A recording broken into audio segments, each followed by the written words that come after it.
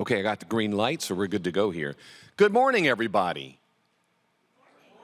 It is so great to be together today on this mission, and we are on a mission on behalf of the American Security Project, the East Central Florida Regional Resilience Collaborative, the Nature Conservancy, and of course your host, Full Sail University.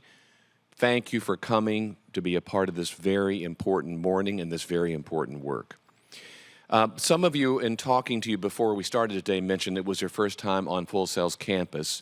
So with Rod's kind permission, I thought I'd just tell you a little bit about Full Sail in the first minute or so.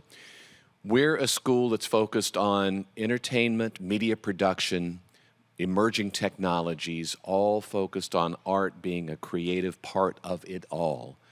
And so our 100-plus degree programs here at Full Sail are all centered around that. And we have about 32,000 students currently seeking degrees with us in any one of those 100 programs. Today, you're in what we call the Full Sail University Orlando Health Fortress. This is the esports arena for Full Sail's esports teams that compete with other colleges and universities around the U.S. and to some degree the world in the 12 most played multiplayer video games that are the most played ones in pop culture today. And so, yes, Full Sail has a sports team. It's an esports team called Armada. So with that being said, I'll take 90 seconds and show you a brief fly-through of the rest of the campus so you get a little bit more of a vibe about what Full Sail is these days. Take it away, team.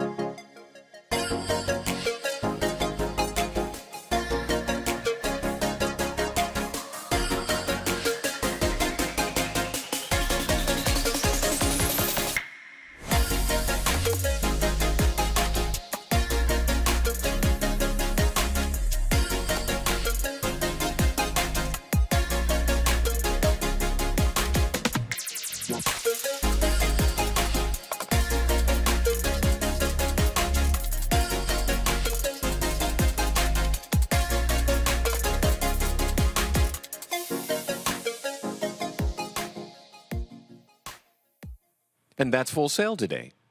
Of course, the people are the most important part of it all. So, we're very passionate here at Full Sail University, the people of Full Sail, about the mission of global warming and slowing it. So this is a key moment for us to be with you today. And on behalf of all of the students and graduates, the faculty and staff that have volunteered so generously with their time and their passion alongside the Nature Conservancy, for many years now, Rod, we've worked together on projects, and some of those have reached over 100 million people with the message of conservation and the importance of slowing global warming.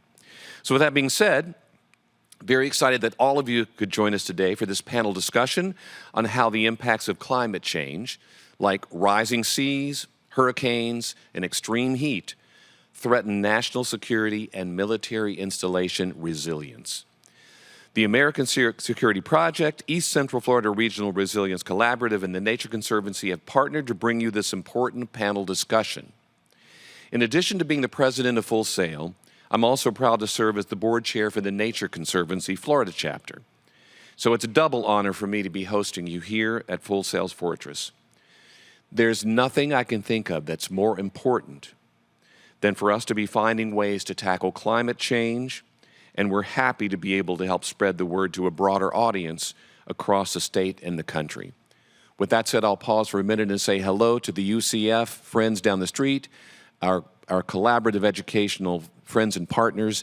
They're going to be showing this on a later broadcast on UCF television. So hello, all of our friends at UCF. And this conversation is timely. Just last week, the Departments of Defense and Homeland Security, as well as the National Security Council, collectively communicated the risks due to climate change. This marks the first time these agencies have acted together on this issue.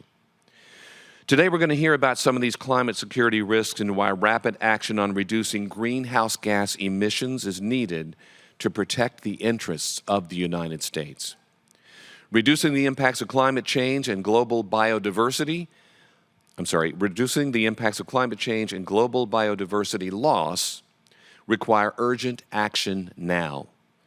From embracing renewable energy to talking about climate risks with our neighbors, to reaching out to our congresspersons and urging support of the critical climate legislation before Congress right now.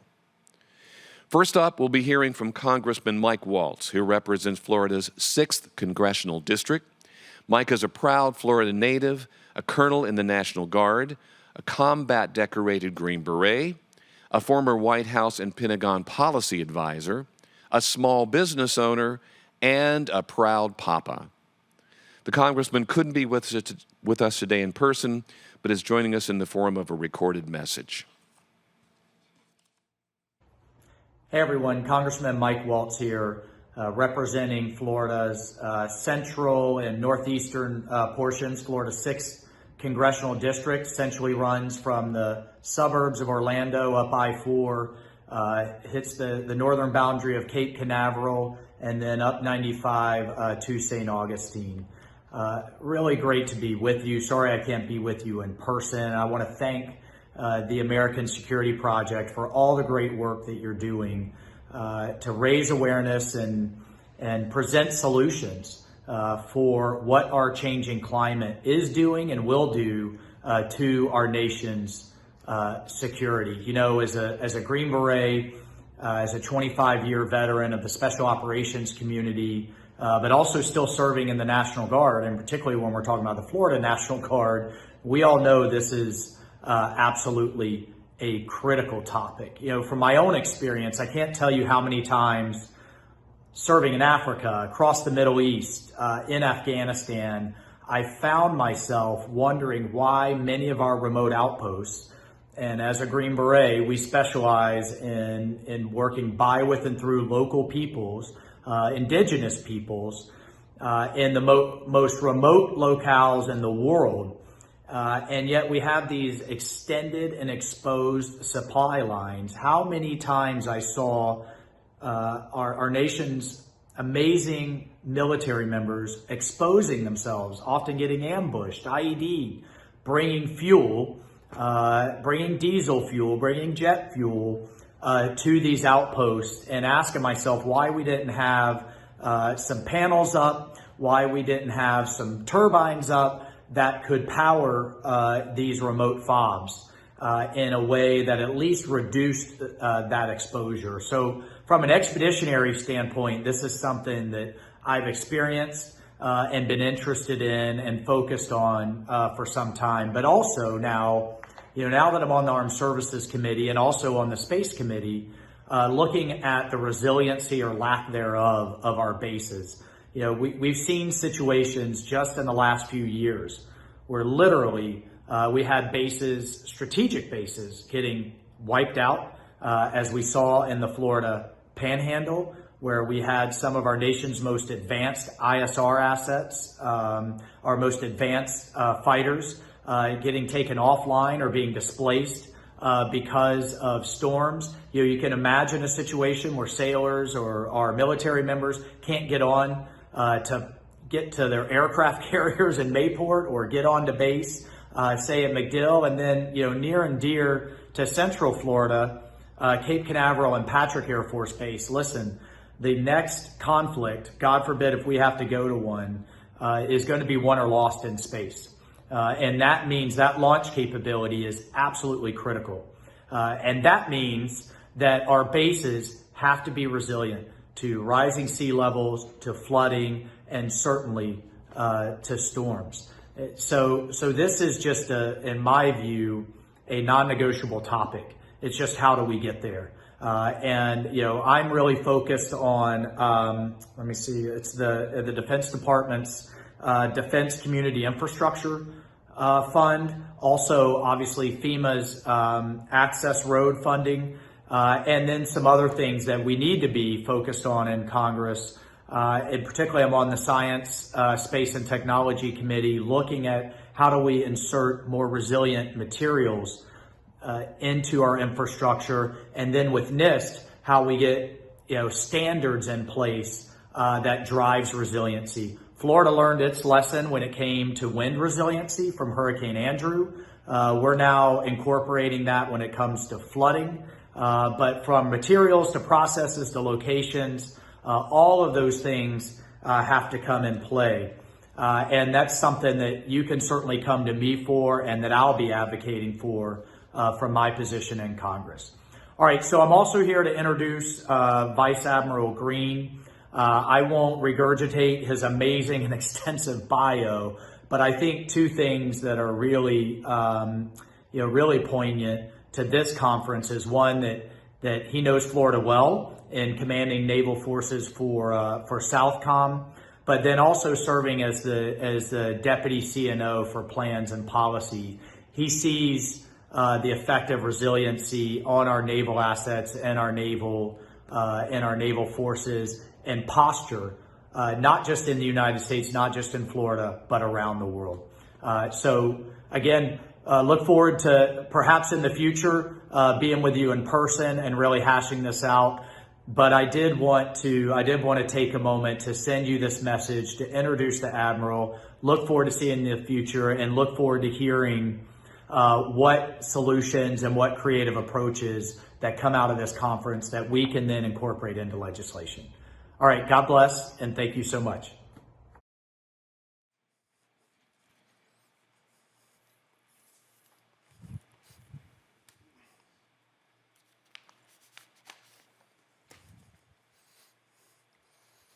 Well, thank you all very much for being here today.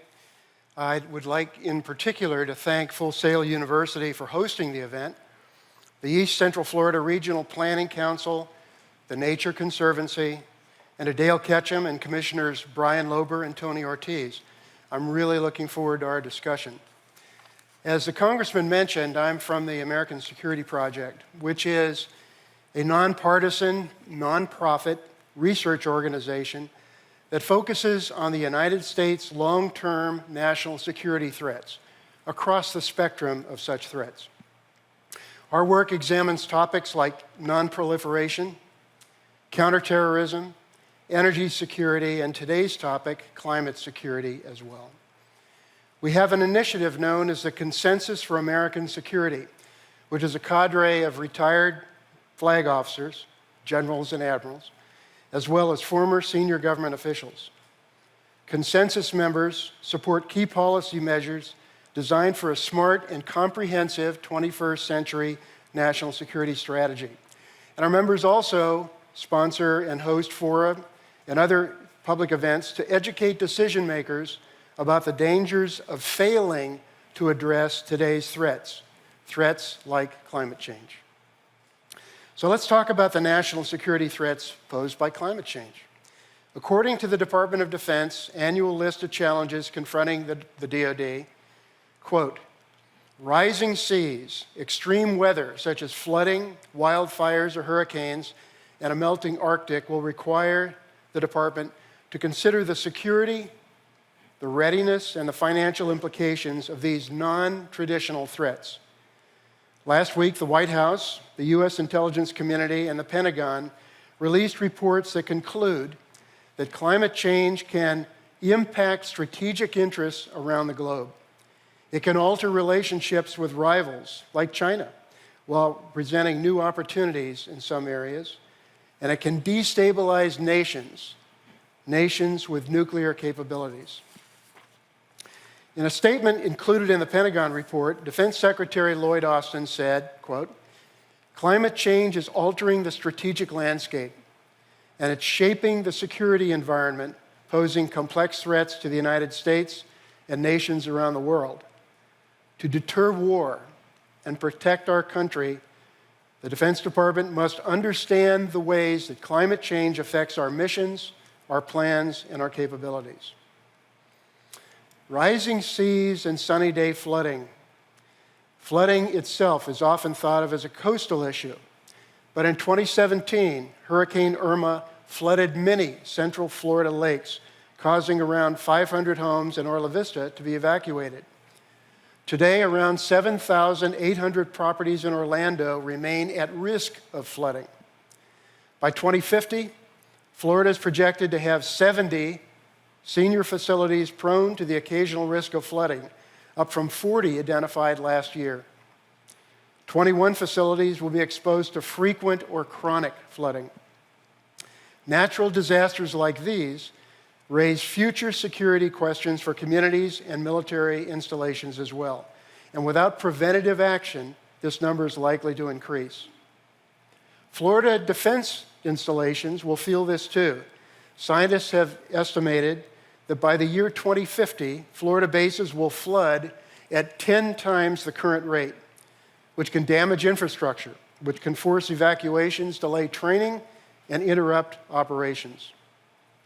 Extreme weather brings excess rainfall and high winds that cause billions of dollars in damage in a very short time frame.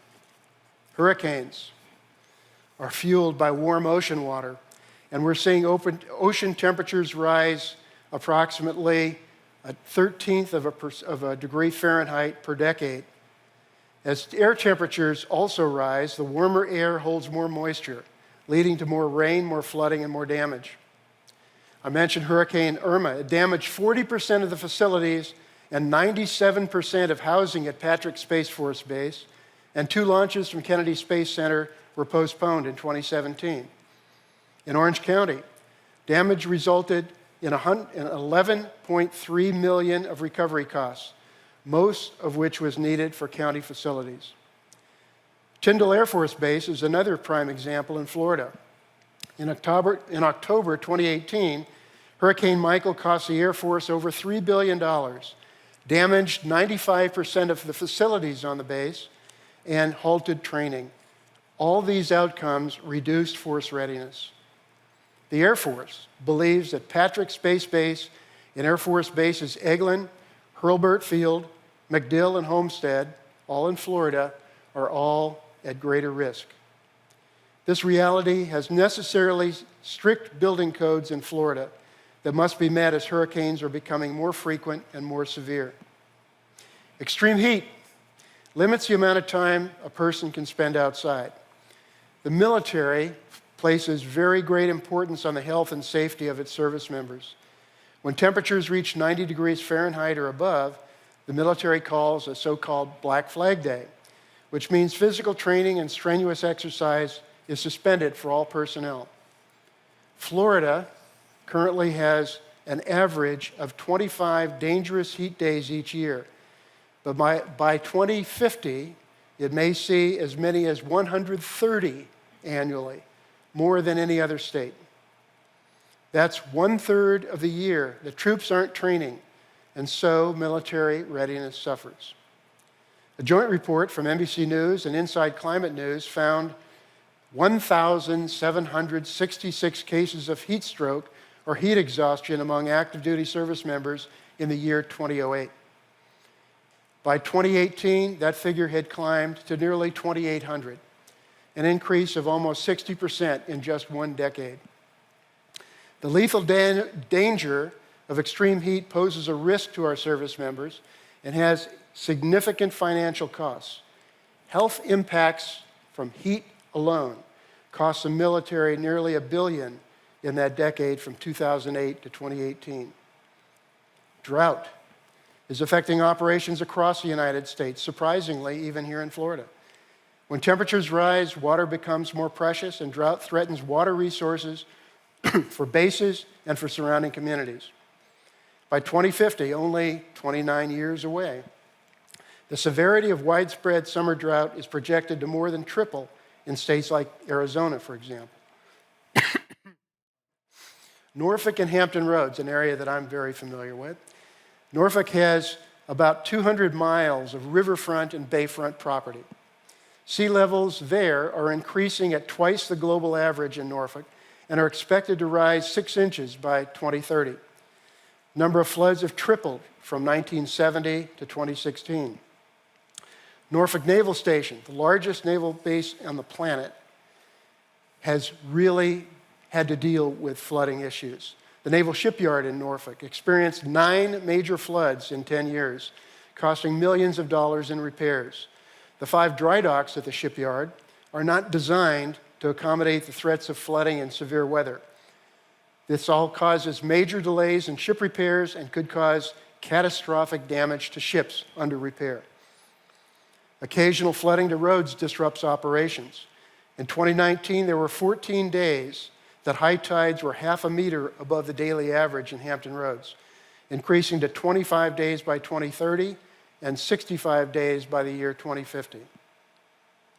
Actions being taken is an important part of our conversation today.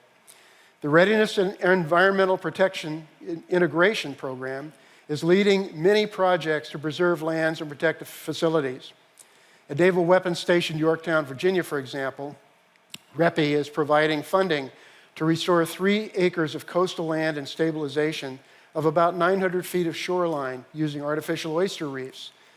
The Navy's erecting temporary flood walls and sandbags at the shipyard. The Navy has submitted a $21 billion plan to modernize infrastructure, still awaiting funding, however, for many of these new projects. The Coastal Resilience Strategy for the City of Norfolk is a comprehensive strategy partnering with federal, state, and local resources to increase resilience to flooding. I mention Norfolk because the lessons that they're learning there are applicable in many other places, including East Central Florida. Now let's look abroad for a minute. The military isn't just worried about potential damage to our own infrastructure and readiness that climate change poses stateside. The military is also worried about the national security implications of climate change abroad. We know that problems around the world don't just stay there.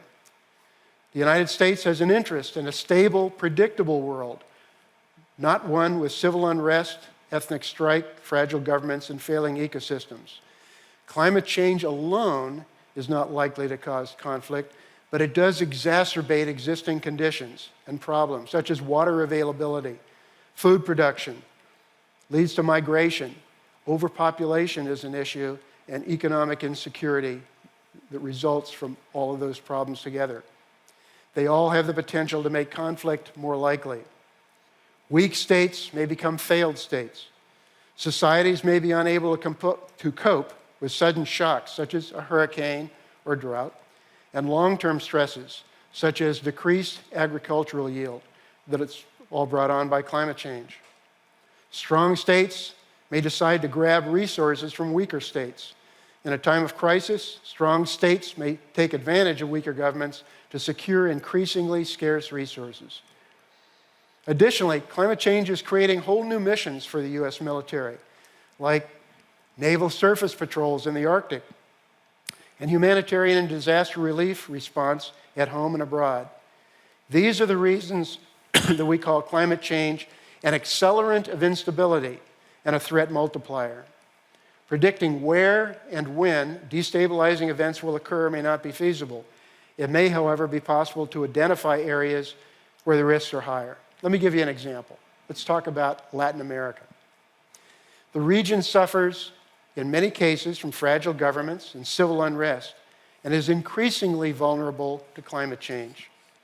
While Central America's instability can lead to immigration issues, destabilized countries there can become even more susceptible to the influence of transnational crime networks that in turn could threaten the United States. A destabilized Latin America also invites further intrusion by outside actors, major countries in Asia and Eurasia. Let's talk briefly about military installations in the region here. I'd like to kind of bring it back to why we're in Orlando in the first place. East Central Florida plays a large role in U.S. national security. 2 notable military installations in this area are having to contend with our changing climate. Over at Patrick, I've mentioned the Space Force Base already, but note that climate security threats have impacted military operations on the installation. I mentioned the canceled launches, canceled training operations. Rising seas are now threatening infrastructure itself. Over at the Naval Air Warfare Center, this is an activity that's responsible for incorporating innovative techniques as training procedures on military installations. The organization is deeply involved in maintaining the defense posture of the nation and our allies around the world, in addition to active duty service members here. NOC-TSD works with about 50,000 different people every year. Both of these bases play a critical role in the national security of the nation, and they also support local economies, but they're at risk. East Central Florida is home to Florida's space industry, our nation's first Space Force base, and several training and research sites for the Navy. These industrial locations bring billions of dollars in funding to this part of the state, but it pales in comparison to the amount needed to prepare for climate change. The threats I mentioned earlier will impact the military and adjacent communities alike. As extreme weather, like storms and heat, restrict military operations, cities and towns are affected too. There's been a lot of investment already in this region. To protect that investment, both the military and the cities need to become resilient. Given the international implications of climate change and the direct threat to base installations, Congress and the DoD are working to make U.S. military installations more resilient in the face of worsening storms, inland flooding, and rising sea levels. The 2021 National Defense Authorization Act expanded funding for existing programs and created others to further address military base resilience, and required the department to update the 2014 DoD Climate Adaptation Roadmap. It was just published in September, the new version, that is. In this plan, the department acknowledged that climate change will continue to amplify operational demands on the force. It will degrade installations and infrastructure. It will increase health risks to service members and may require modifications to existing and planned equipment. Extreme weather events are already costing the department billions of dollars a year and are degrading mission capabilities. The introduction warns that if the military neglects to adapt, the effects of climate change will be worse, with failure measured in terms of lost military capability, weakened alliances, enfeebled international stature, degraded infrastructure, and missed opportunities for technical innovation and economic growth. Clearly unacceptable outcomes. The military has recognized the threat climate change poses and knows that action is required now to preserve military preparedness and to prevent paying later, as the cost of doing nothing is very, very high. Policymakers at all levels must follow their lead to take care of their communities. So in conclusion, let me just quote Secretary of Defense Austin one more time. Planning for today and into the future is our business, and we would not be doing our job if we weren't thinking about how climate change will affect what we do. In the military, we spend a lot of time mitigating risk. Climate change has become a threat that impacts national security and everything the military does. It can no longer be ignored, and rapid action and investment is needed to protect U.S. interests and maintain our national security. Resilience measures must be taken now, while also mitigating the threat through new technologies and cuts to greenhouse gas emissions. The security challenges that I've talked about will continue to be a problem and will worsen unless we dramatically reduce our emissions. The world is beginning to fight climate change, and the United States needs to lead. Thank you very much.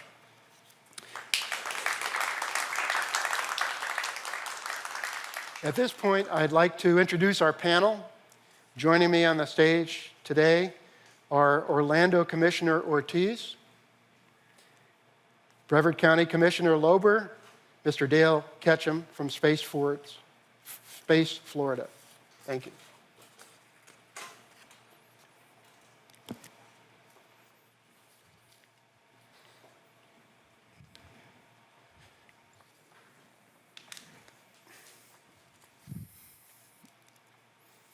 Well, hi, everyone. So I'll introduce myself. I'm Adam Despang. I'm with the American Security Project. I lead our work here in Florida. And so I want to thank you all for coming. And so I'd like to take the time now to introduce each of our panelists. So first, you just heard from Vice Admiral, retired Naval Officer Vice Admiral Green. And as the Congressman said, he served for over 30 years as a naval officer. In that time, he commanded SOUTHCOM and was the Deputy CNO, or Chief Naval Officer, for Plans and Policy, where he saw the importance of military resilience globally. He actively supports military base resilience as a consultant with the Defense Science Board, the National Academy of Sciences, and the Council on Foreign Relations. Next, we have City of Orlando Commissioner Tony Ortiz. Go Army. And he is the first and only Puerto Rican elected official to hold a position as a commissioner of the City of Orlando. And he's a Persian Gulf War veteran, having served in the Marine Corps for 9 years. He's also served for 14 years as a police officer in the City of Orlando, sparking in him a desire to inform the public about their rights. As commissioner, he has advanced Orlando in both resilience and sustainability. Then next we have Brevard County Commissioner Brian Lober. He's the county commissioner for Florida's 2nd district, containing the towns of Merritt Island, Cocoa, Rockledge, Cape Canaveral, and Cocoa Beach. He sits on the East Central Florida Regional Planning Council, which is committed to reducing emissions, understanding the risks and vulnerabilities of utilizing emergency management, and increasing efforts towards sustainability on a regional scale. And finally, we have Space Florida's Vice President of Government and External Relations, Dale Ketchum. He's a lifelong resident of Florida's Space Coast, having moved to Cocoa Beach 3 years before NASA was created. His entire childhood was spent fishing and exploring on the beach and the islands of Cocoa Beach and the Indian River Lagoon. So after receiving his degree in philosophy from the University of Florida in 1980, he immediately began a career that has been focused upon Florida's role in the space industry ever since. The number of launches he has witnessed is in the thousands, and according to him, each one is still fantastic. So please give our panelists a round of applause.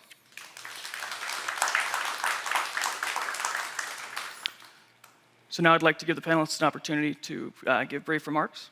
And Commissioner Ortiz, would you like to open? Testing. Here we go. Well, thank you for the opportunity. I think this is a great opportunity. It's a subject we should be talking about more often. I was just commenting that we're not doing enough in terms of empowering our community. And when I say this, I mean empowering our kids, starting to empower our kids at an early age about the issues that we have in terms of climate change and global warming and how this affects health and also affects the safety of our communities. So I'm really looking forward to this. I think this is a great start. Is a great way of sending the message out there.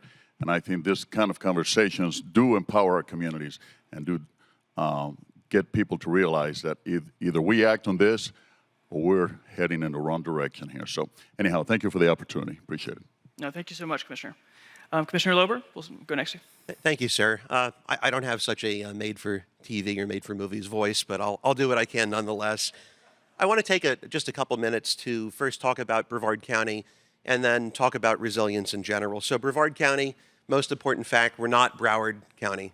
It's Brevard, not Broward. I don't think either wants to be the other. We do have over 600,000 residents in Brevard. We are, by population, one of the top 10 most populous counties in the state of Florida. We have about 72 miles of Atlantic coastline, so we have the most coastline of any county in the state, including those on the Gulf Coast. You've heard from the moderator or facilitator some of the more notable areas that are in my district. I do want to highlight some that I'm particularly proud of, though. In my district, which is District 2, the central portion of Brevard County, we have Kennedy Space Center, including their visitor complex. We have Cape Canaveral, formerly Air Force Station, now Space Force Station. Patrick, formerly Air Force Base, now Space Force Base. Between those three, that's probably why we're called the Space Coast and why that has greater name ID than Brevard County does. We've also got in my district Port Canaveral, which is consistently one of the busiest ports by cruise volume on Earth. If you rented a car to come here, chances are that the gas that's in the tank for that car came from Port Canaveral. And last but not least, as far as notable famous areas in D2, in Cocoa Beach, folks may or may not know where that is. Just think Ron John's surf shop. and you're in the right spot. So lastly, on resilience, I want to focus today, to the degree that we can, on resilience not being just sea level rise, not just being something for tree huggers or for apocalypse preppers. Not that there's anything wrong with either of those two groups. The broad scope of resilience really includes a lot of things, from economic resilience to energy resilience, physical or structural resilience, utility resilience. There is a lot that we can talk about with respect to that. I'm just going to keep it short, though. So the concepts that folks need to have, whether they're elected officials, whether they're staff that work with elected officials, to get a lot of these harder, big reach concepts done, these big projects done, are having an open mind, being willing to think outside the box, being persistent, because some of your efforts will probably fail, but that doesn't mean that the overall goal needs to fail. Bottom line is, at the local level, you need staff to buy in. You can't just have elected officials working on these things, because a lot of these projects, even though we have to start soon, start now, take more than an election cycle to fully complete. So be patient. A lot of these things are accomplishable. I don't know if that's a word, but as an attorney, I'll pretend that it is one and go on with that.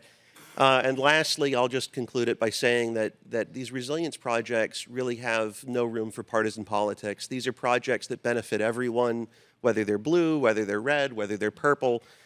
These are things which benefit all of our constituents, and it's most important that we continue to operate with that in mind. Thank you. Thank you very much, Commissioner Lober. And finally, Dale Ketchum. Thank you all very much. I guess my background has been in the space program my entire career, and part of that is, well, because I grew up on the Space Coast, and it's been a fundamental just component. I thought that kind of activity occurred in every community, and it took me a long time to realize how distinctively unique and what a blessing it was to grow up in a community that always was looking to the stars and how to get there, and now how to come back from there. I think part of my interest in today's panel is because as I grew up and saw the value of what space could bring to those of us attempting to address challenges back here on Earth, if you look at the classic example to me is, if you look at the barriers that have been put in place at NASA's Launch Complex 39A and B, there's just this massive investment in building these huge berms on the ocean to armor against the sea to protect the critical assets for Launch Complex 39A and B. But then behind that, you can see, if aerial photographs, if you look at the Cape and that big area, most of which is undeveloped, you can see the old dune lines that used to be there. Because originally, Cocoa was the beach, and then Merritt Island grew up from a sandbar, and that became the beach, and then Cocoa Beach, where I grew up, became the beach. But the ocean has been ceding back the land where we have the Space Coast now, and now it's in the business of taking it back.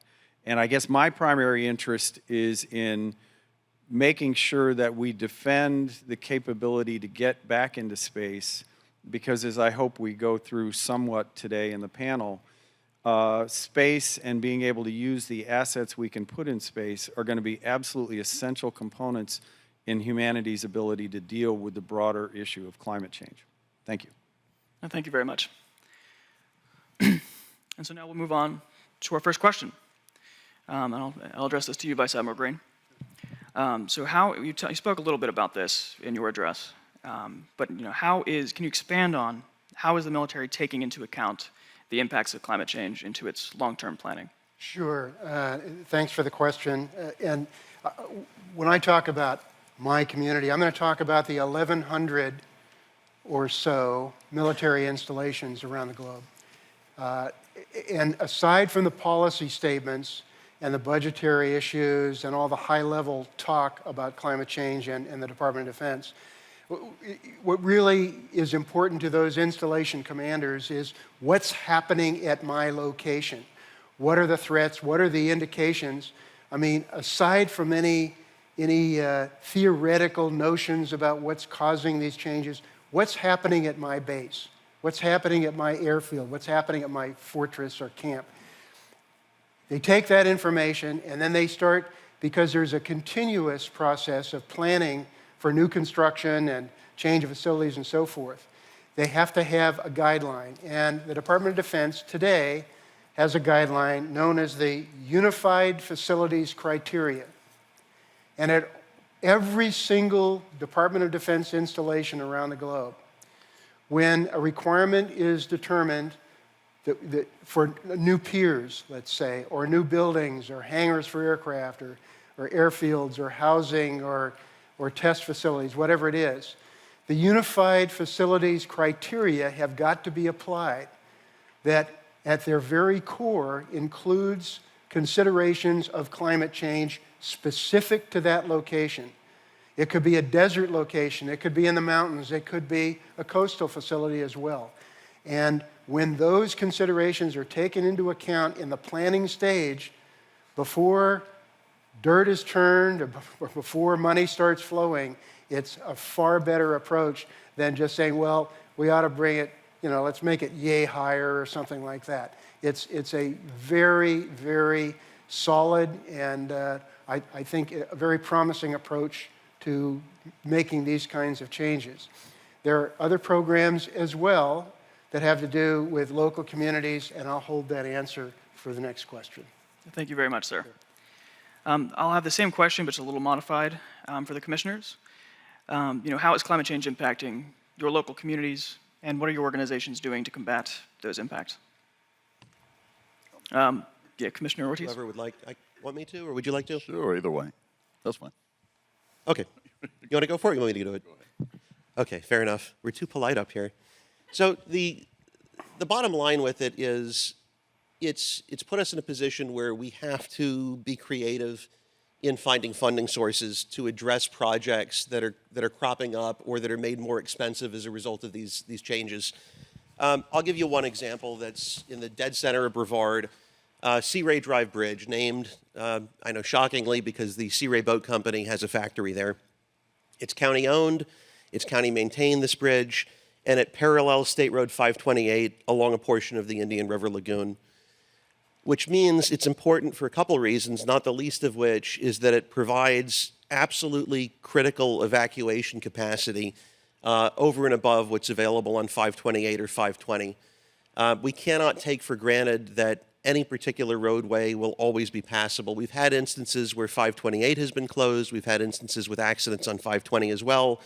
And all of those roadways, all of the egress from the barrier islands protects not just the residents, but also the military facilities that are on them. Keep in mind that Patrick Space Force Base, keep in mind that Cape Canaveral Space Force Station, they're not on the mainland. They need to get off in the event that there is a major named storm or other critical issue. So when I took office, this was an issue. It was closed, had been closed to vehicular traffic. The pilings that actually support the bridge had been scoured from a number of named storms, in particular a couple of recent ones. We had no clear funding source to replace it. So when I say that we have to get creative sometimes with funding sources, this is one of those things. Not just on account of sea level rise, but on account of storm activity, and the two are certainly tied together in terms of their impact on the infrastructure that we have. So we looked from everything from FEMA grants to try to recover some millions of dollars. We looked at defense infrastructure grants with the large justification being that we had a large 30 or 36-inch water main which supplied the Space Force Base and the Space Force Station strapped to the bridge. We ended up looking at gas tax dollars. We looked at CRA TIF, so a Community Redevelopment Agency tax increment funding, the improved values of properties, the tax that resulted from those improvements. Some of those efforts failed and some of them succeeded, but in December of 19, just over a year after I took office, we cobbled together the funds that we needed to in order to replace that bridge. We did not opt for the least expensive means of getting it fixed. The least expensive option cost about half what we ended up doing. The problem, though, is the least expensive option was a repair, and the repair basically put, and they are exactly as they sound, it would put crutches or crutch braces on the existing pilings. Not a long-term solution that's great. It estimated It was estimated as having a lifespan of 21 years, which is not much to spend millions of dollars on. The crutches would also further impede flow in the lagoon, which would cause us water quality problems beyond what we've already got. We went with a more expensive option. We replaced the bridge. Actually, we funded replacing it. It's in process at this point, which allows for sea level rise. It allows for larger boats to go underneath it. It allows for reduced impact on water flow in the lagoon, which results in improved water quality. And instead of a 21-year lifespan, by being cheap and going the least expensive route, we ramped that up to a 75-year lifespan. So we've had a lot of projects that have been like this, where they may not have been caused entirely by sea level rise, but the planning and the replacement of them absolutely has to factor in what we know is coming. Thank you very much. Commissioner Ortiz? Yes, climate change brings all kinds of repercussions from all kinds of standpoints. I mean, you think about when you have a long, hot summer and you have to protect this, a lot of the housing, especially in areas where they're economically challenged. How do we allow for these people to be able to make this sustainable? I mean, how can they defend themselves from the high rise of electric bills? And how do we deal with the issues of crime, for example, also during the vulnerability that climate change sometimes creates?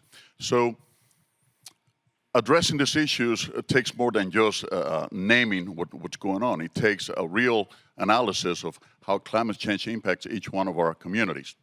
In the city of Orlando right now, and I claim that we are, in many instances, victims of our own success because we have been cooperating and working with the community for so long, and the Central Florida has become the epicenter of the world in so many ways. People are coming from all walks of life and so from many places. Are we ready for this? Are we ready for the housing issues? Are we ready for transportation issues? And then on top of this, if climate change, if we don't work with the climate change issues sometimes bring along with them disasters, and how do we prepare for this with all the challenges that we have ahead of us? So that's why it's so important to make people aware of the fact that everybody has to join into this climate change battle or becoming more resilient. The impacts that we've been having in the Central Florida region more than anything else is mainly because of the high cost of energy, especially with the crisis we have right now, with some of this energy fuels or coal or whatnot is hard to come by because of transportation or having enough people coming by. But on top of this, when you talk about some of these carbon products and byproducts, how is this messing up our environment to such ways where it's creating a greater expense for us to just live? You know, the electric bills that we have to deal with, and trying to also implement solar power. Solar power is a great alternative, yet it's pretty expensive. So it's a challenge in every way you look at it. And how do we address these issues? Yes, we have to get Congress and we have to get different, the state, the federal government to help us out to a certain extent. But how can we create an environment or a society that is sustainable by not utilizing every resource that comes from the federal government, but we can create our own resources? And that's why it's so important that we start talking about this issue. That's why it's so important that we continue empowering people with the knowledge of how to get involved. Another big issue, and I touched lightly about crime, is because when we have some of this, because of climate change, let's say we have a storm, we have a hurricane and whatnot, this is a great opportunity for crime to really dissipate, to really expand. Some of the people that are waiting for these instances, even in the bases, as the General was talking about, Admiral, Vice Admiral, Vice General, Vice Admiral. When you have an issue, when you have some sort of a disaster, or created by the weather, by the climate, that's a great opportunity for terrorism also. And this is an issue that many people don't even think about. In the city of Orlando, when you have these great storms, that's a great opportunity for criminals to come in and burglarize and to do all kinds of mischiefs. And that's why it's so important, once again, to touch every aspect of climate change. And we need to make everybody aware. People have to be involved. People have to be vested on this particular issue. So, No, thank you very much. Mr. Ketchum, do you have anything from the space industry and East Coast perspective? Well, I guess one topic that, playing off of Brian's comments relative to bridges, the effort that NASA invested a boatload of money into armor the beach to protect our primary, their primary launch site. They are not so much down on Cape Canaveral Space Force Base, but the two launch sites they have at KSC, there's this gargantuan berm on the beach that runs for miles that's 150 feet wide and 50 feet tall. And part of the challenge and consequence of doing that was it required so many dump trucks coming across the bridge from Titusville into the Cape that it then further dramatically degraded the bridge that goes from Titusville to the Cape, and NASA wasn't able to replace it, so it was incumbent upon the state to come in to the rescue to help rebuild a $165 million bridge. And that's the sort of thing that has consequences, that really trying to do one thing results in something else that you didn't anticipate, which is true with life, not just this scenario.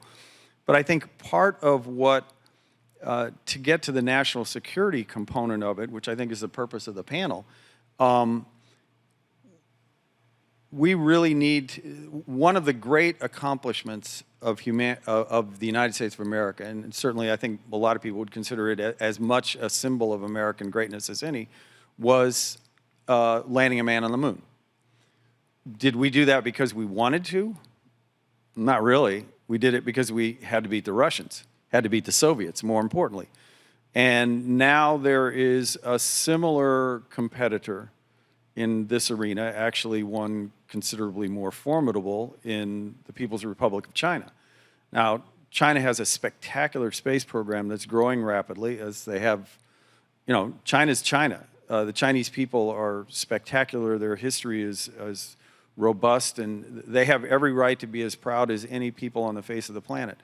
But the Chinese Communist Party is a problem, and they're driving the train right now. They are aggressively pursuing, because they understand the value of solar power generation from space.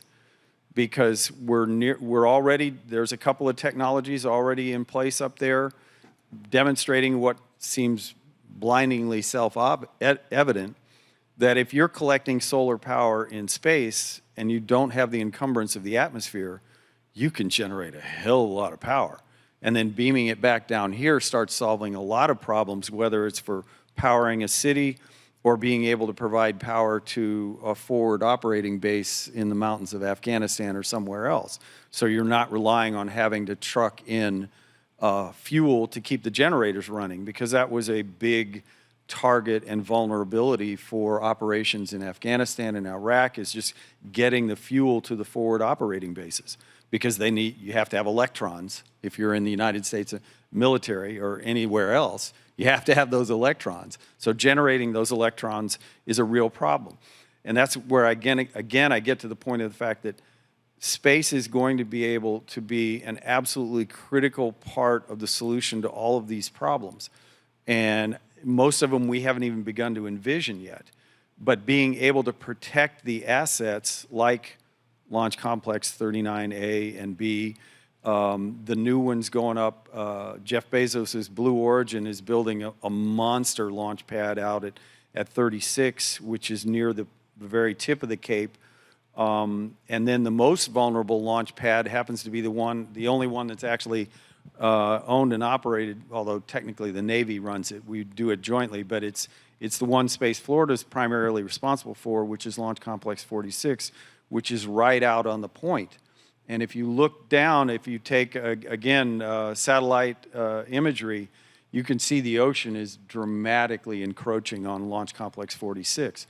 And so we have to go through a lot of exercises to figure out how do we protect that, because it's protecting, one, the nation's ability to improvise and innovate with space assets, but it's also protecting the ability of the United States of America to get space assets in place for national security purposes. And as most people are aware, we rely on space-based assets for our national security purposes much more than anybody else. So it's a vulnerability, it's a weakness, but I have a little bit more confidence that we're going to find the resources, the money, and the commitment, simply because necessity is the mother of invention. And we're now at the point of where, whether we want to or not, we're going to have to find the money. There's a lot of money out there, and it's a question of what do people want to spend it on. And when they start taking a real beating, they're going to start deciding to spend it on fixing these problems. Thank you. Thank you very much. Commissioner Lober, did you have something to add? Yeah, just briefly, I want to touch base on something that Dale had mentioned with respect to the sand renourishment or beach renourishment. People don't realize oftentimes how big an endeavor that actually is. As I said earlier, we have 72 miles of coastline. It's an incredible amount. The Army Corps, thank God, matches about 9-to-1 every dollar that our county spends renourishing the beach. Our reserves, as of earlier this week, for beach renourishment were right at about $6 million. Now, that doesn't sound like a lot. It's not a lot, but when you factor in that we get a roughly 9-to-1 match, that $6 million has about $60 million of purchasing power.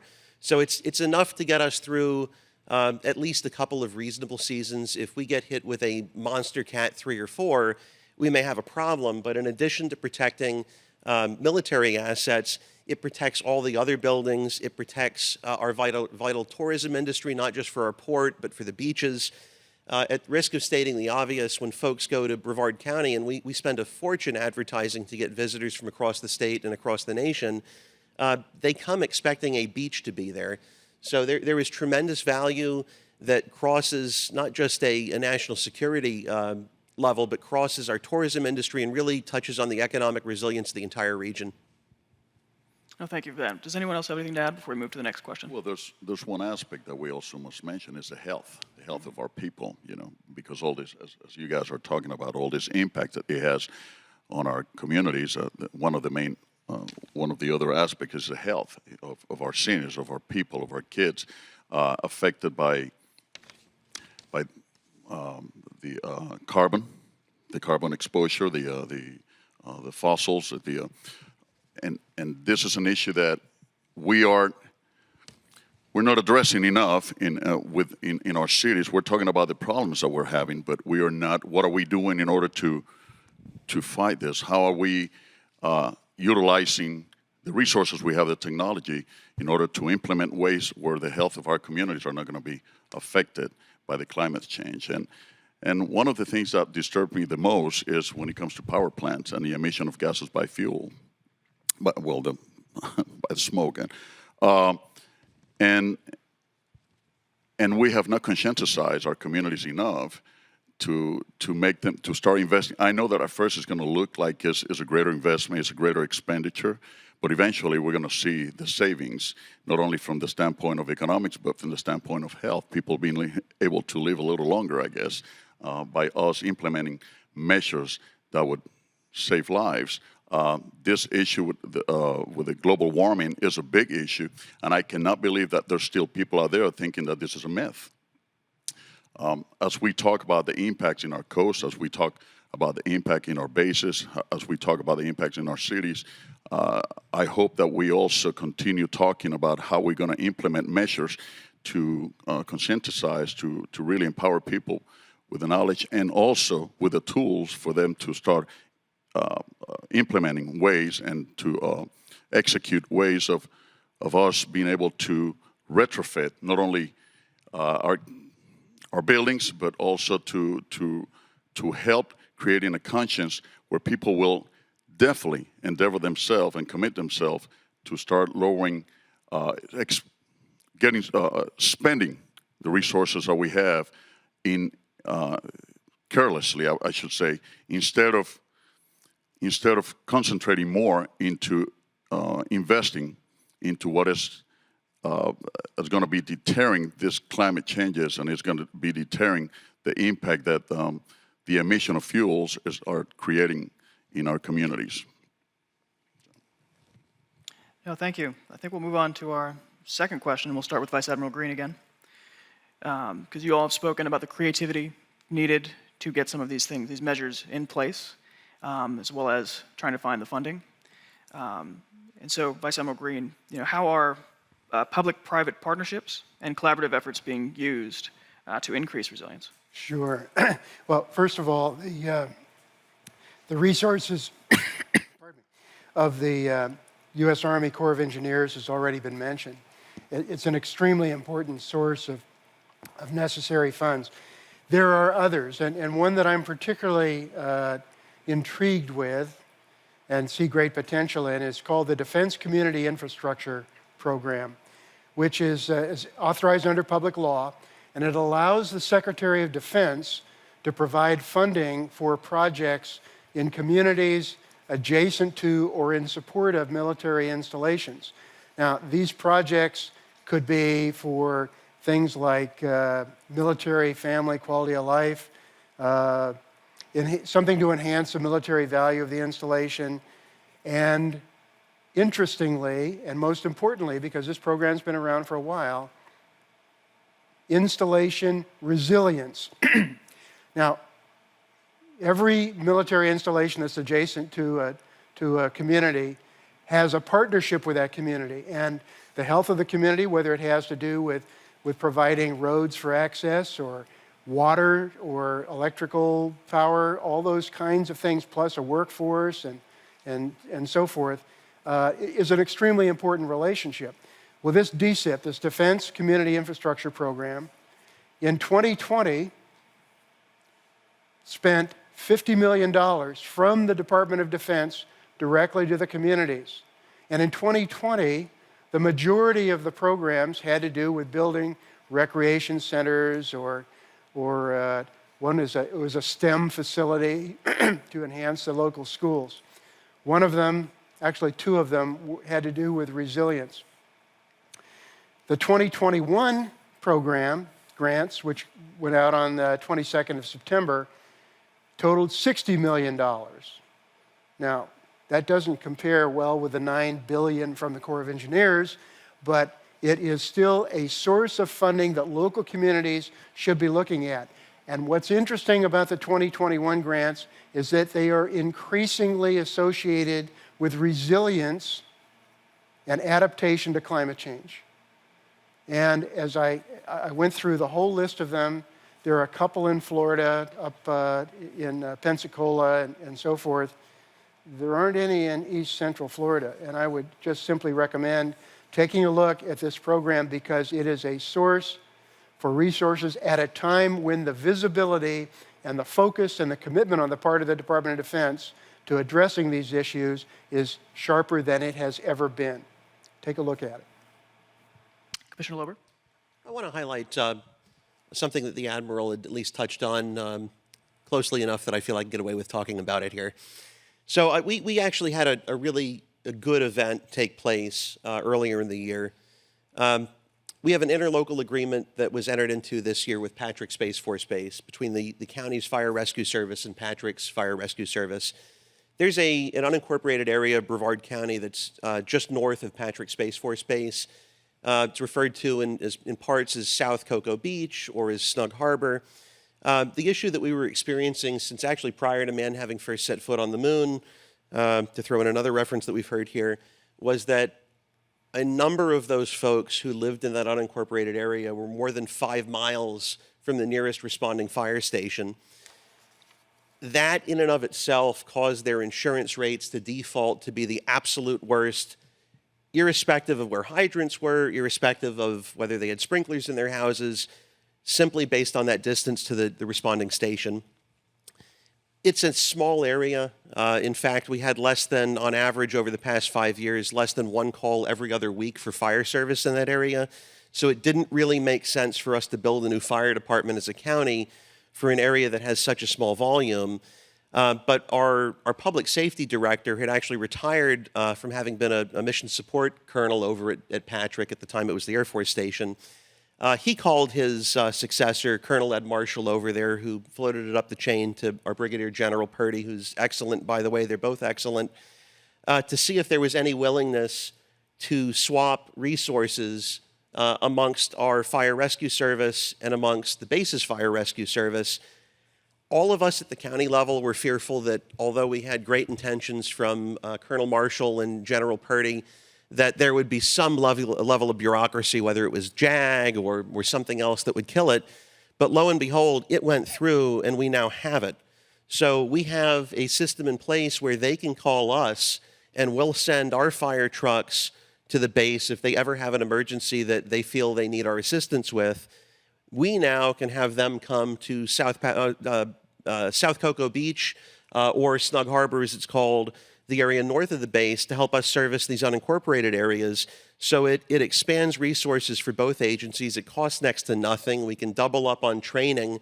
If we're putting a class on for continuing education or further education for our firefighters, they're welcome to come.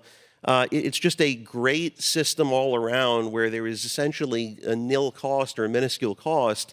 And it's just an example that it doesn't hurt to ask. Just because something hasn't been done before doesn't mean that it can't be done. But the agreements and the resources that the local military facilities have available to them, some may be a little more guarded than others, but I can tell you I was pleasantly surprised that it was as smooth as it was, and that we've solved a problem, a significant problem for the county, while also increasing the resources available to the base.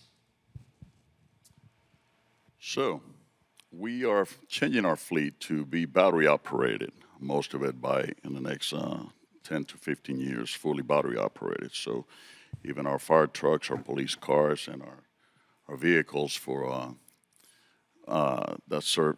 are used for code enforcement. But something we're very proud of is a program called Be West, and this is something that is pretty interesting. Just like when you're going to go and buy a car, you go and look at the sticker to see how much gas it spends.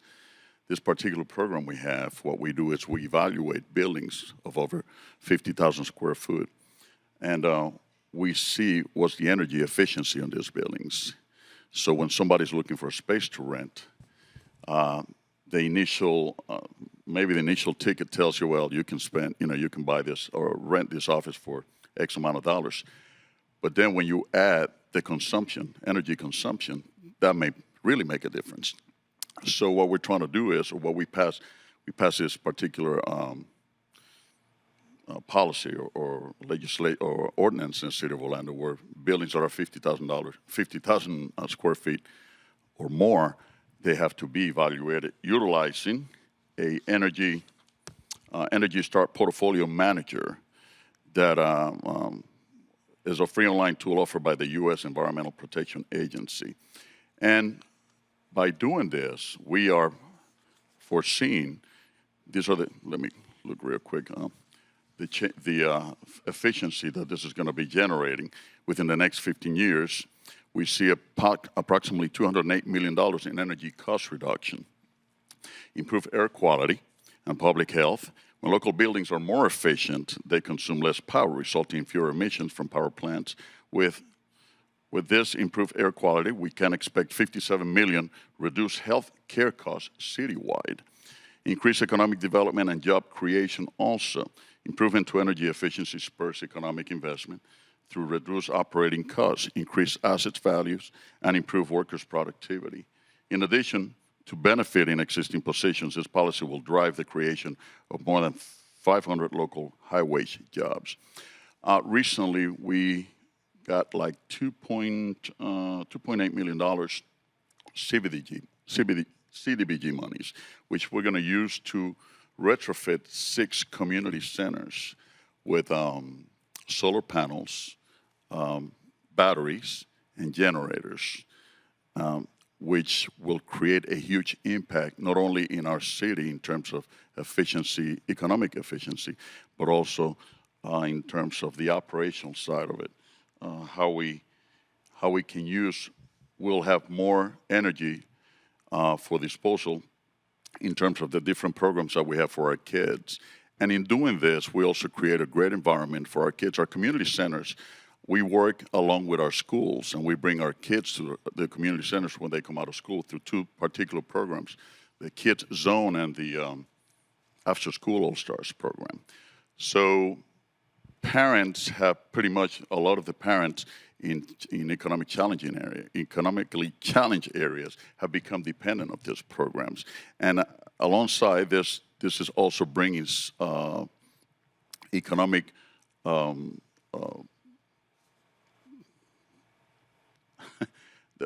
parents are saving money by not having to pay for care, for people to care for the kids. So all along, the implementing this technological advances and whatnot in our communities and retrofitting our community centers and whatnot is bringing great economic efficiency. I guess that's the word I was looking for, economic efficiency, not only for the parents, but for the city.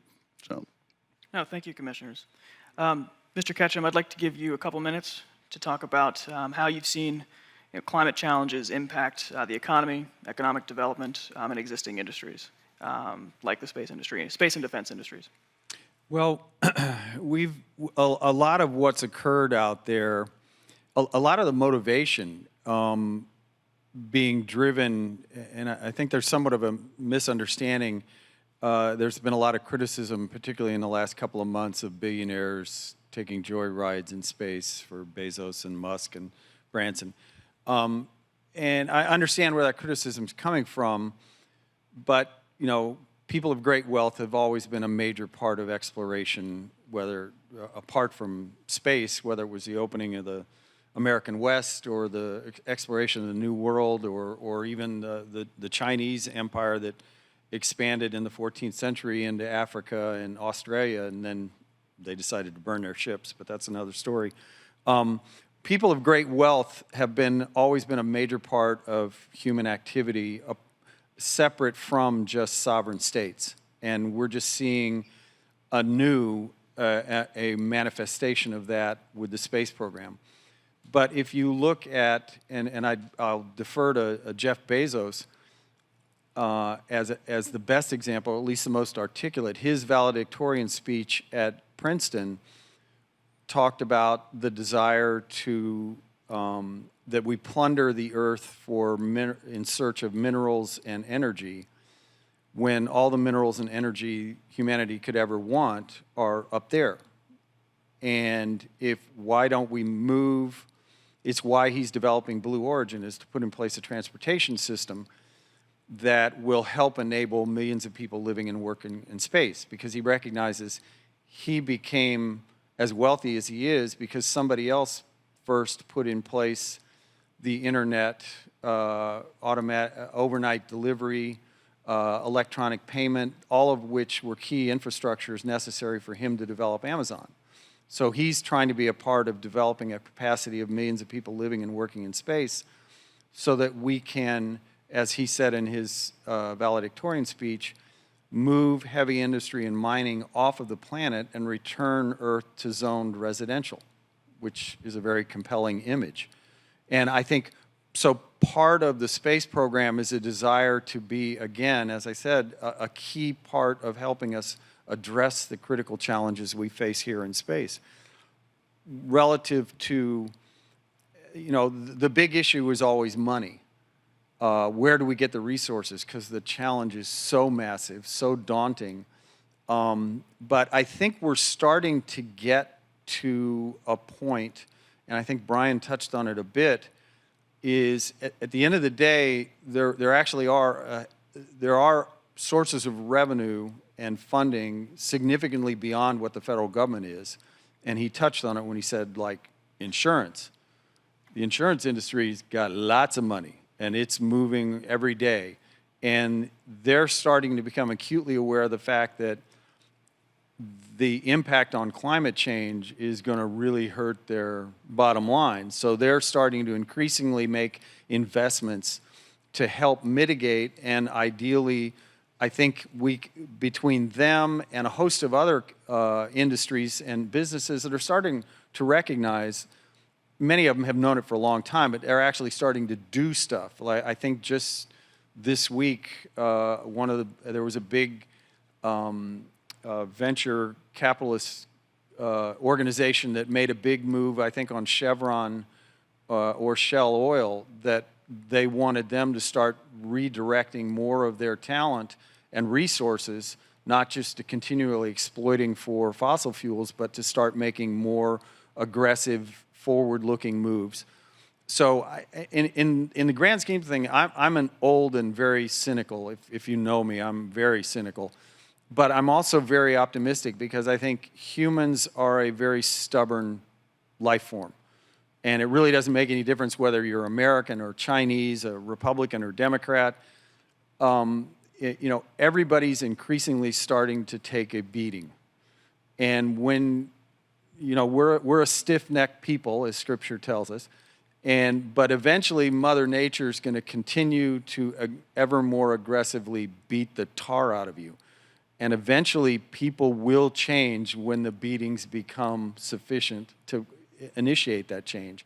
And I think collectively, America needs to lead on that with the innovation to come up with new ideas and to help bring together the insurance industry and all the other major sources of the resources, whether it's capital or technology or talent, to better address this. And obviously this panel hopefully is a small step in that direction. I got a question, because I know that we came here to discuss climate change and the impact in our communities, but I have a huge concern, because at the end of the day, we do all this because we're looking for one thing, is quality of life for each and every resident of our planet. And what I would like to I guess, discuss is how the implementation of the different evolving technologies and how is this really helping those who are most vulnerable. There's a lot of people that are financially, economically challenged. There's a lot of neighborhoods in our communities that really need the help in order to come to a standard, or at least is a livable standard, where we can all then share the remaining space. And I know another issue that we have not addressed here is the fact that we keep destroying our woods and our nature to build more and more and more, and there's no balance. And I think that also creates a huge impact in our climate change. So I would like to discuss with the other panelists these issues. How can we change this? Because I think that's something that everybody wants to hear in front of us. How can we, because as I think of the amount of people moving to the Central Florida region, I just heard recently that the city of Orlando, and mind you that the last census we had about 260 or 80,000 people in the city of Orlando. We're going up to 370,000 people. That's a huge change. So, and everybody seems to wanting to move to a city of Orlando. I mean, the way, from my perspective, and it's almost like we're running out of space. And the little space that we have, the little green space that we have, that also has an impact in climate change too, is being destroyed, and we're building on it. So how are we addressing these issues? How can we relocate, or how people, or how can we build, how can we get to consensus among cities to help each other also to spread the wealth and also to spread the challenges? So I'll take a partial stab at it. I don't know that I can really address that in its entirety, but and Dale, you can help me out. You were the wise one when it comes to proverbs and sayings. What's the proverb about a rising tide essentially lifting all boats? Can we go with that? Is that close enough? That is said, and for the most part that's true, but if you don't have a boat, That's true. You got a problem. Okay, well, we'll skip that last part. Pretend you didn't say that last part. The bottom line is that what we can do, there are things that we can do that help with resiliency, that help with sustainability, that end up leaving the counties and the cities, the localities in any event, at the end of the day, with more resources than they otherwise would have had. And it's up to, at that point, the individual locality to determine how they want to expend, or if they want to expend, the additional funds and resources that they have. If they want to focus it, if an area is a little bit bluer or an area is a little bit redder, they can focus it on what their local values are.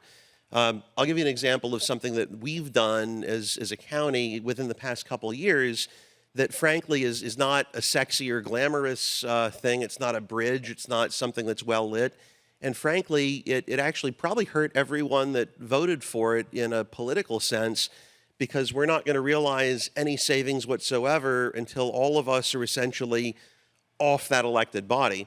So FPL has a program, and this isn't meant to be an endorsement or an indictment of FPL, but they have a program called Solar Together. Their little blurb is essentially that it allows customers, localities, to share in the benefits and costs of universal solar, while at the same time receiving monthly bill credits and reducing energy costs while going toward and achieving sustainability goals. What that means for us as a county is that we looked at it not over a 4-year election cycle or a 6-year or 2-year political cycle. We looked at it over several decades. We looked at it over 30 years.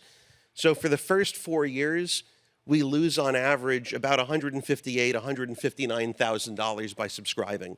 So it's less opportunity for us to do those sexy, glamorous things, maybe pave an unpaved road, have people, love us for that and get more votes for those folks that choose to run again.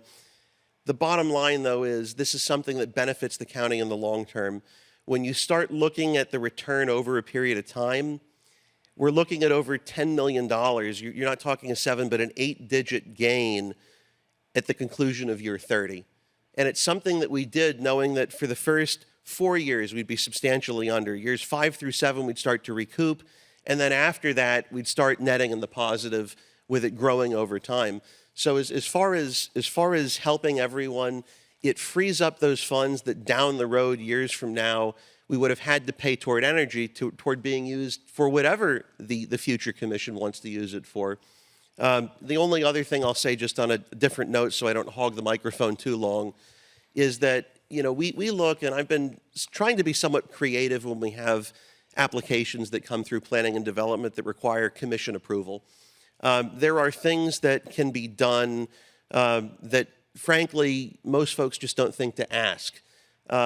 If someone's looking for a waiver, let's say they want a buffer waiver or they want a fence waiver, and there's really no harm in that, but you're not required to give them that waiver, it's something that's discretionary, you can ask them if they're willing in exchange for being granted the waiver or the buffer reduction, if they're willing to dedicate more of their land towards conservation. If they're volunteering to do it, there's no Bert Harris claim. You're not devaluing their property and precluding them from doing that. I've done some creative things in my district where we have in the dead center of my district in Merritt Island, we have a developer who wanted us to waive basically a buffer on the north side of his property. There were no residential areas on the north side of the property. And I told him, I'll let you waive it, at least from my standpoint. We'll need to get a couple more commissioners on board, but generally they defer to the commissioner in whose district the project takes place. I'll waive it for you if you'll agree to allow the folks, the residences to the south of you, to put in a vegetative buffer there over and above what's required at your expense. It'll be capped. You won't have ongoing obligation to maintain it. But if you'll do that, I'll do it. And the answer was, well, what does that have to do with the northern buffer? I said, you're asking me to do something that I'm not obligated to do. I'm trying to make the quality of life better for my constituents that are there. If you want to do it on the north, where really the only thing that's up there are power poles, funny enough, you're going to make things better for the folks in the south. And I got some gyrations because they weren't really used to a request like that. But at the end of the day, they said, fine. So everyone that's south of there will now, if they want it, they can have thousands of dollars of a vegetative buffer put in there at the cost of a developer. So they get to develop, they get to monetize their property, and the folks that are south of it get a nicer ability to live their way of life without being subject to a monster development being put in.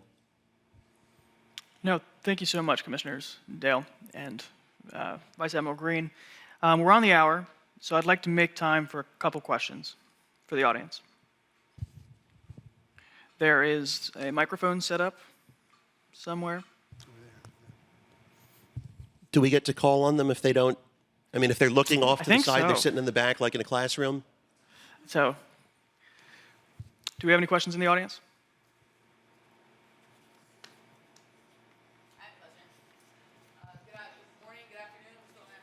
Oh, there's a microphone over to my right, your left. Apologies. Yes, please. Just because the event is being recorded.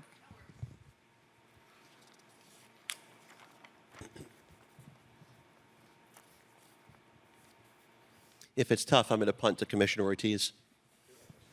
That's fair enough. Good afternoon, gentlemen. My name is Yurtza Perez. I'm with Moms Clean Air Force, and I'm also a veteran myself.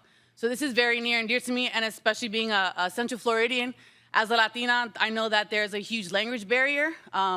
With me just trying to get my information off, learning in the new, or working in the environmental realm, I'm learning myself how to speak the environmental talk in Spanish. So are we gonna have all this information readily available in different languages for our residents? Because I know that I've found that there are a lot of folks who wanna get involved, a lot of folks who wanna help, a lot of folks who want change, but they just don't know the information's out there, or they're just not aware of it and they just don't understand it. So I just want to make sure that we have, or we can get this information out to the residents, especially like how the commissioners were mentioning, we have such a huge influx of folks coming from all over the world. I know Spanish is a huge language here in Central Florida, among others as well. I know that's one of my questions, and also, how can we get those folks involved? Some of them are not military. So how can we get some of our civilian counterparts involved and focused on helping the military so the military can come back and help them as well? How can we help you, help us, help you? I can take a shot at that. Well, it's funny talking about this because when we talk about the military, we can, in this particular, when we're talking about the climate change subject, it's almost like you can include everybody. It's not just the military, because what is outside of the base does impact the inside of the base and vice versa. So what we're doing in the city of Orlando is, yes, for the most part, we're translating everything in Spanish and Creole, and let's see, I mean, which we could translate in every language out there. So we're prioritizing based on the amount of constituents we have of X, Y, Z, background. So that's one. But I like the fact that you talk about the point of empowering people with the knowledge. That's a big crisis we have in the state of Florida. And those of you that were part of our initiative last year, we had an initiative, Building Stronger, the Florida League of Cities, Building Stronger Cities, organizing, empowering, and delivering. And the reason for this was because a lot of our residents are not involved in government. And government is about the residents, it's about the citizens, or residents, I should say. And we should empower people with every aspect of everything that people need to know. Climate change, government, all the different issues we have. One of the things that I failed to mention is there was a legislation last year, I believe is, for those of you that are here and remember, I think it was HB 403, the home-based business, that impact the whole state. And those residential areas that don't have homeowners associations, basically your neighbor can go ahead and open up a business pretty much in the city or municipality. There's very little that they can do. They can have next door, you can have a mechanic shop, or you can have a whatever, a gym or whatnot.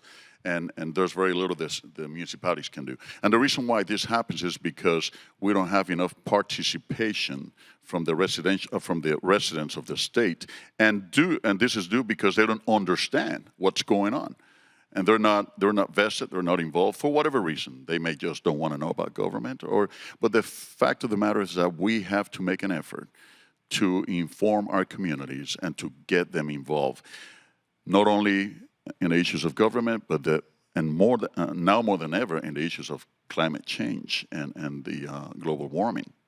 Is very important. It's impacting each and every one of us. So yes, we are, to answer your question, at least in our region, we're making sure that we're at least addressing a couple of languages besides English. And we're trying to have a lot of symposiums and a lot of sessions with the community, panels and whatnot to discuss these items. Good. And from my perspective, I try to encourage our departments, especially the smaller departments where it wouldn't necessarily just happen to be the case, to have folks that speak more than one language. My office, for instance, I have the fewest full-time employees of any commissioner in Brevard County, frankly, because I treat it as a true full-time job. My office, we've got 2 full-timers, 1 part-timer, and myself. Between us, we can manage English, Spanish, French, and Japanese. We could probably muddle our way through another similar language because of cognates being similar between certain languages. But my office manager is from Venezuela, so her English is great, her Spanish is great. My chief of staff, he speaks Japanese fluently. I think he lived there for some time.